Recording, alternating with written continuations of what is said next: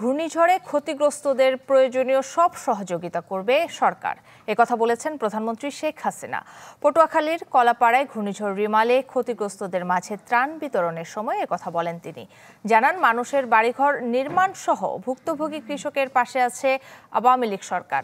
জানান, সরকারের ধারাবাহিকতা থাকায় বাংলাদেশ এখন দুর্যোগ মোকাবিলায় সক্ষম। পটুয়াখালী থেকে আরও জানাচ্ছেন সাদ বিন শফিক, ক্যামেরায় ছিলেন মিজানুর রহমান। ঘূর্ণিঝড় রিমালের আঘাতে ক্ষতিগ্রস্ত হয় উপকূলের লাখো মানুষ। দুর্গত মানুষের পাশে দাঁড়াতে সবচেয়ে ক্ষতিগ্রস্ত জেলা পটুয়াখালী আসেন প্রধানমন্ত্রী শেখ হাসিনা।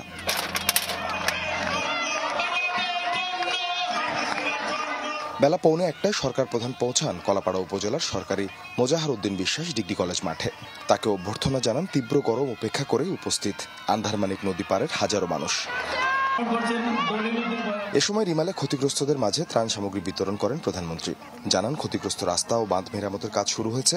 উপকূলীয় এলাকায় দুর্যোগ সহনীয় ঘর করে দেওয়ার প্রতিশ্রুতিও দেন তিনি।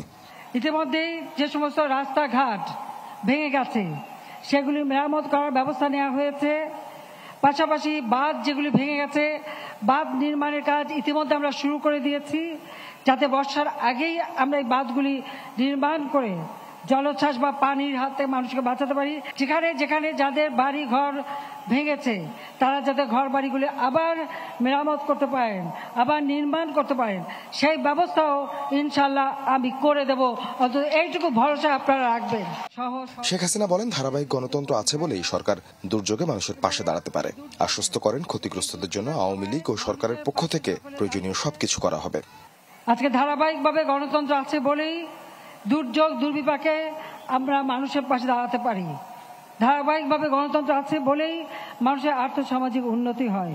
আমি শুধু আপনাদের একটু বলবো যে এই অঞ্চলটার সার্বিক উন্নয়নে আওয়ামী লীগ সরকার এসেছে বলেই সেটা সম্ভব হয়েছে।